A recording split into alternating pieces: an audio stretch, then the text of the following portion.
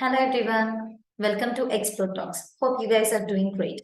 Today in this video, we are going to discuss a topic called subject-verb agreement. So let's get started. So here, in the name itself, it is saying that our topic consists of subject and verb in it. So there is an agreement between the subject and verb in a sentence. Before talking about what that agreement is, we should know what is a subject and what is a verb. So generally, most of the sentences take a structure called subject plus verb plus object. What is it exactly? Let me explain it with a clear example. George killed Mary. So this is the sentence. In this sentence, we have a subject and a verb and an object. Here, George is the subject, whereas verb is killed and Mary is the object. So whatever we give priority to in a sentence, that important thing and our priority always become the subject. Okay. And what is a verb? Verbs are nothing but actions. Now, there are few types of subjects and there are few types of verbs. So let's talk about singular subjects and plural subjects and at the same time, singular verbs and plural verbs.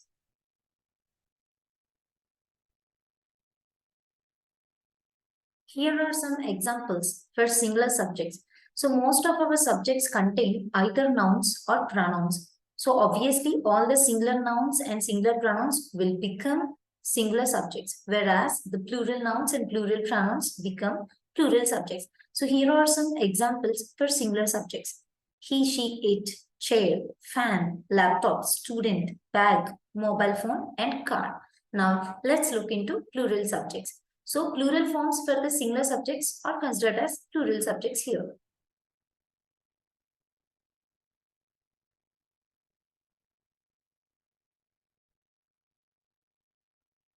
What is the difference between singular and plural subjects here? We are just adding a letter S at its end in order to make it plural, right? So if you add a letter S to a noun, it becomes plural. Whereas in the concept of verbs, it is quite different. If you add a letter S to a verb, it becomes singular. As you can see here, the term runs is singular, whereas the term run is a plural. Dances, singular, slides, jumps, thinks, does, goes, stands. These all are singular verbs. Now, what are the plural forms for these singular verbs? Here you can see run is the plural form for runs, whereas dance is the plural form for dances. So in the same way, we have both singular and plural verbs here.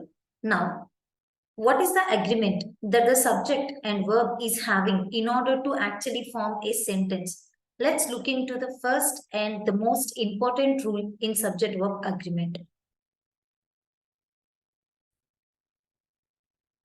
Let's look into the first rule.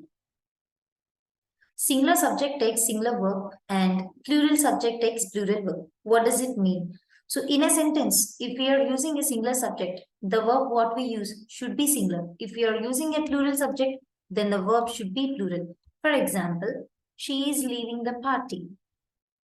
So in this particular example, I am using she is. She is followed by is. Why? Because she is our subject, which is singular in sense. So that is the reason I have to use only singular verb. Now, one more example. They are playing cricket. So in this particular example, they is plural in sense. So that is the reason I am using a plural verb, which is are again. So in the same way, let's look into few more rules. So here we have few more examples. There is a boy. There are three boys. A boy, which is singular in sense. So that is the reason we are using is here. Three boys. This is plural in sense. So that is the reason we are using are.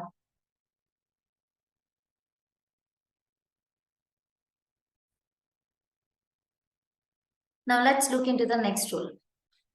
When two or more subjects are joined by are, nor, either or, neither nor, the verb agrees with the nearest subject. So let's look at an example to understand this rule clearly. So here now, as you can see, we have three subjects in this particular sentence. Boy, girl, or his friends. So this is the first subject, second subject, and third subject. So till now, we have come across the sentences which are including only one subject. So we are very clear about it and we are very sure if that one subject is singular, then our verb is singular, right? However, here we have three subjects. Now, which subject we need to consider in order to write the verb? So here our verb is jog, which is plural. So based on what I have decided that my verb should be plural, as you can see here, boy, the first subject is singular and the second one is also singular and the last one is plural. So no matter how many subjects you are actually using in a sentence, if you are combining all those subjects by using a conjunction or, we should give priority to the last subject. Why we need to give priority to the last subject? Because this last subject is nearer to the verb. So here, this is what the rule number 2 means by. So we should give priority to the last subject. Why? Because this is nearer to the verb. So if our last subject is singular, then our verb should be singular. If our last subject is plural, then our verb should be plural. And when do we need to use this rule? When you are combining all the subjects only by using these words. If you are using few more conjunctions like any other conjunctions instead of these conjunctions, then the rule varies. Let's look into few examples for our better understanding. Either my father or my brothers are selling the house. Here we have used a verb which is plural. Why? Because the last subject, my brothers, is plural. So whether the first and the second subject singular or plural, it doesn't matter to us. We should give priority only to the last one. So our focus should be on the last subject because it is nearer to the verb. Hence, my brothers is plural here. So that is the reason our verb is plural again. Now let's look into the next example. George or Mary has done this work. So why we have used has here? Because Mary is the last subject that we have in this particular sentence. Now let's look into the next rule.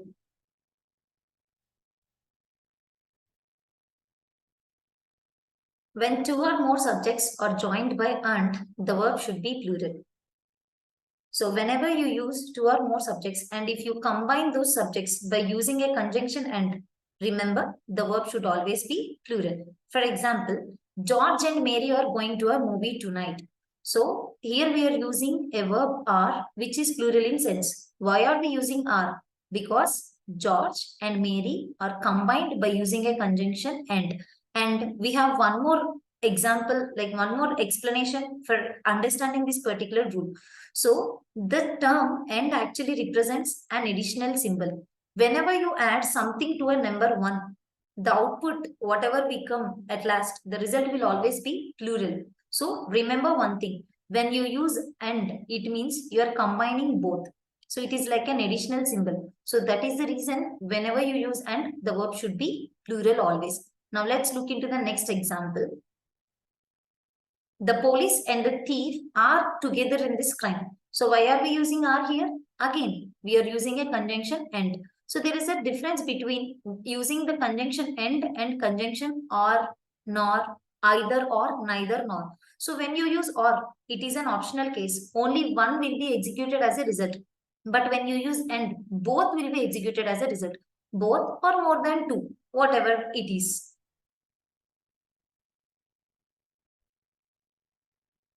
Rule number 4. If two singular nouns are referring to same person, thing, or idea, then the verb should be singular. Example, the manager and the team leader is going to resign next month.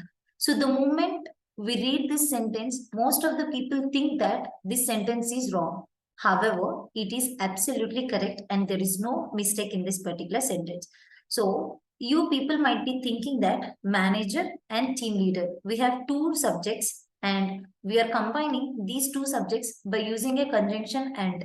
So which is similar to the previous rule. So in the previous rule, I told you that whenever we combine two subjects by using and, the verb should be plural. However, here we are using a singular verb. If you are thinking that here we have two subjects, then you are wrong because we just have one subject. We should not consider it as two subjects. we should consider all this together as one subject. Why? Because the manager and team leader is referring to the same person. He is the manager and he is the team leader of that particular company. Just like Dhoni, he is the captain and he is the batsman and he is the fielder. He might be taking up different roles or multiple roles. However, all the roles are taken by the same person and all the roles are referring to the same person. This is what the rule means by exactly. The manager and the team leader both are referring to a same person. So that is the reason we have used is. Now, I have a question. How we need to differentiate if actually it is referring to two different people or whether it is referring to the same person? By looking at the article the. For example, if I say the manager and the team leader are going to resign. This is correct. Now, what is the difference here in these two sentences? When I say the manager and team leader, it represents the same person. Okay, it refers to the same person. When I say the manager and the team leader, now we can understand by looking at this article the, we are referring to two different people, not to the same person. Now let's look into the next example. Bread and butter is my usual breakfast. So here you can see bread and butter. We are talking about two different nouns. However, both the nouns are referring to the same food item. One food item, which is my breakfast. So that is the reason is. Now, let's look into the next rule. Rule number 5. Uncountable nouns, though plural in sense, take singular verbs. So whenever you use uncountable nouns as our subjects in a sentence, the verb should always be singular. For example, the food is delicious. Food is an uncountable noun. So that is the reason I'm using is. I cannot say the food are delicious. Why? Because food is an uncountable noun. So in the same way, this news is very important. Though you have 2 to 3 bad news or good news, so even though the term news might sound plural to you, the verb should always be singular because it is the rule. Whenever you use uncountable nouns, the verb should be singular. For example, water is on the floor. Salt is too expensive or petrol is very expensive and diesel is very rare to find these days.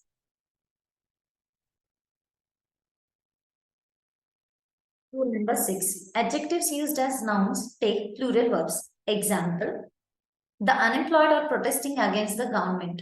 So here our subject is unemployed and the verb we are using here is are. So the term unemployed basically is an adjective. However, that adjective is acting as a noun in this context. So that is the reason the verb should be plural. Why we need to use the plural verb? The logical reason behind it is if I say a sentence generally like this, I am unemployed. So here we all know that I is a pronoun, am is a verb, and unemployed is an adjective, right? So the term unemployed is an adjective. However, I am making this term unemployed as a noun. That I am converting an adjective as a noun in this particular context. How? The unemployed are protesting against the government. So the term unemployed is acting as a noun, more precisely as a collective noun, which is representing all the unemployed people, right? So the term unemployed is not just referring to one particular person. It is referring to group of people who are unemployed. So that is the reason are protesting against the government. Now let's look into the next example.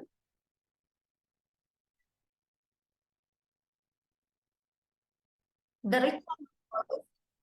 So in this sentence, we are referring to the rich people. I am rich. If I say I am rich, the term rich is an adjective. However, I am using the term adjective rich as a noun here in this context. The rich are not always happy, which means the rich people are not always happy. So it is referring to a class of rich people, right? So that is the reason, even though it is an adjective, it became a noun.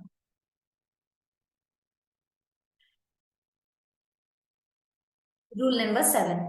Titles and names of plural forms take singular verb.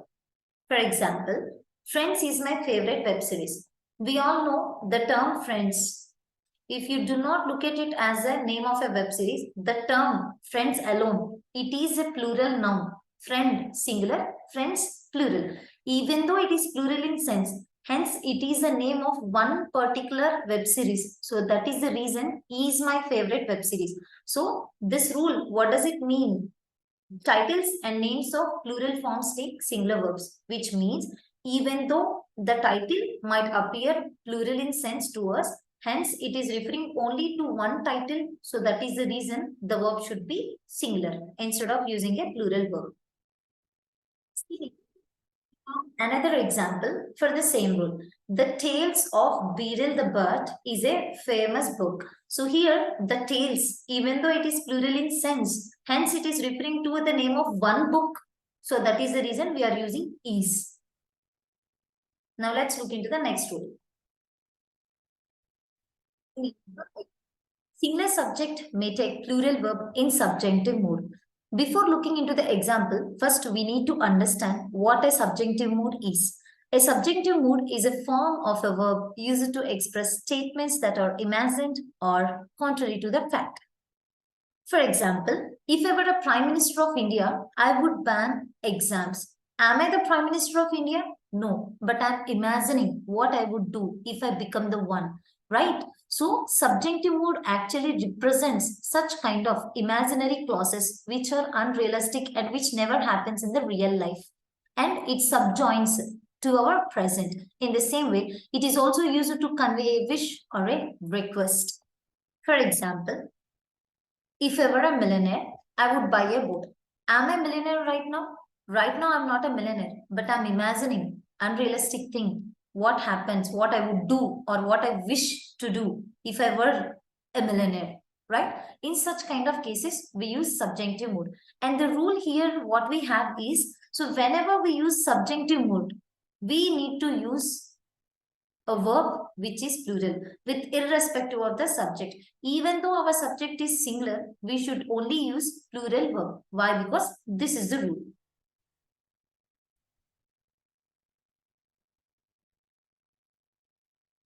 Rule number 9. When the subject is a phrase, verb must agree with the main noun in the phrase. So when we have a phrase in a sentence, most of the people get confused by looking at that entire phrase. For example,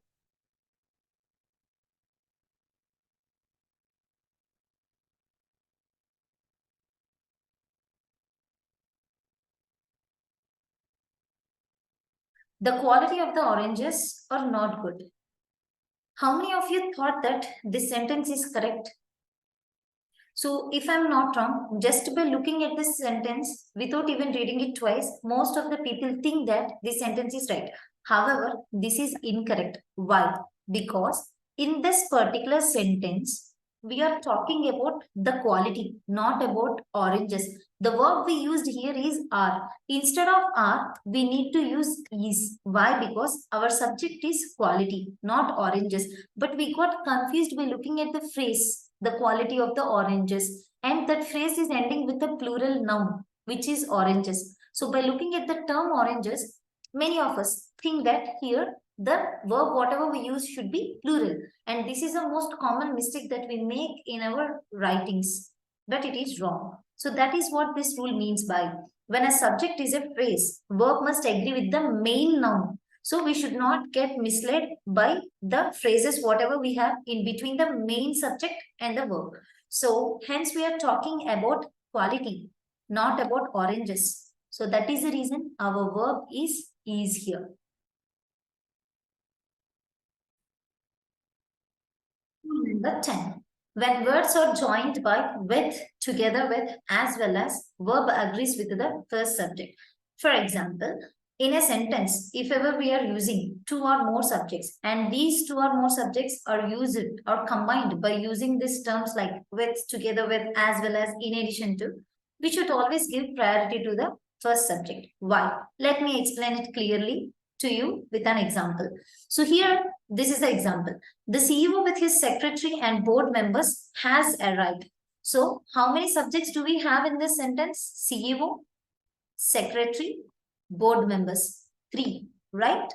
1, 2, 3 subjects we have here. However, what is the word I'm using to combine all these 3 subjects? We are using 2 different conjunctions here, right? Secretary and board members is combined with the term and I'm combining the term CEO with a conjunction with. Now, see, this is the rule. Whenever you use the term like with, together with, or as well as, we should give priority to the first subject. We should not consider the second and the third one. Why? Even though you have 4 or 5, you don't need to consider all those things. We should give priority only to the first one. Why? Because the purpose of using with, together with is nothing but to highlight the first subject always. So in our sentence, we have 3 people or 4 people. Like in a movie, we can just see there will be multiple artists, many artists who will be playing in that movie. However, our main focus will be only on hero, right? Why? Because he's the main character. So to highlight such kind of subjects, we use the words like with, together with, as well as in addition to. So whenever you use the words like this, we should give priority to the first 2 subject. If our first subject is singular, then the verb should be singular. If our first subject is plural, then our verb should be plural. This is the rule.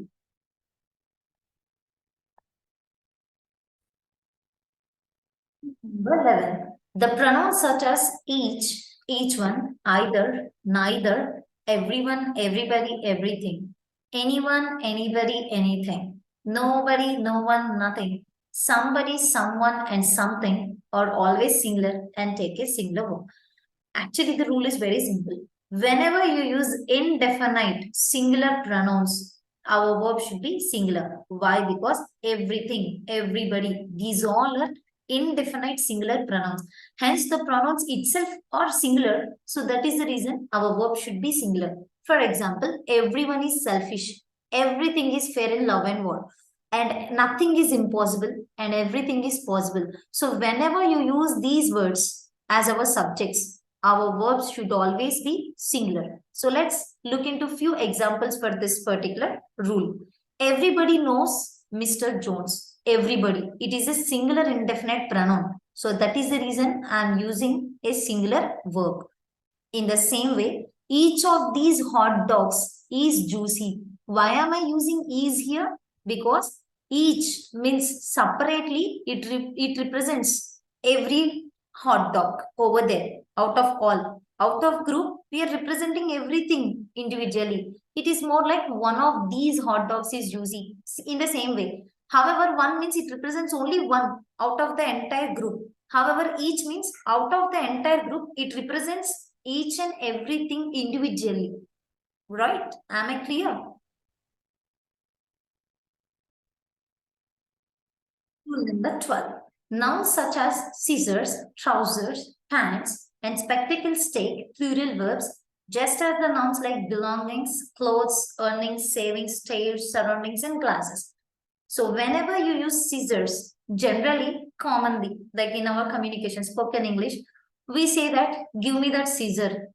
You know the meaning of scissor and scissors? Scissor means a scissor which is consisting of one blade. But we never use a scissor just by using one blade, right? It is pair of blades which is like joined, right? So whenever you represent to that particular object, we should always refer it as scissors. And in the same way, pants. But we say that black pant, white pant, but it is wrong. It is always pants. Why? Because it has pair of legs. It is just like shoe and shoes. So do we use a shoe or shoes? We use a pair of shoes, right, to our legs. Hence, we have 2 legs. So in the same way, scissor has 2 blades in it. So that is the reason whenever you refer to that particular object, we should always use it as scissors.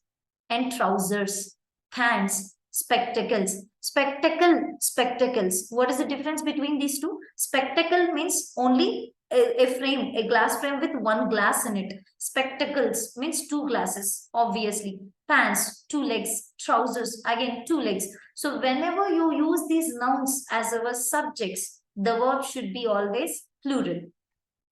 For example, these pants are dull. So if ever you have this doubt, what if I'm referring to 2 pants or 3 pants? Okay, then you can say 3 pairs of pants or a pair of pants, just like a pair of shoes, 2 pairs of shoes, 3 pairs of shoes. In the same way, you can say these pants are dull or these black pants are dull. Those trousers are made of wool.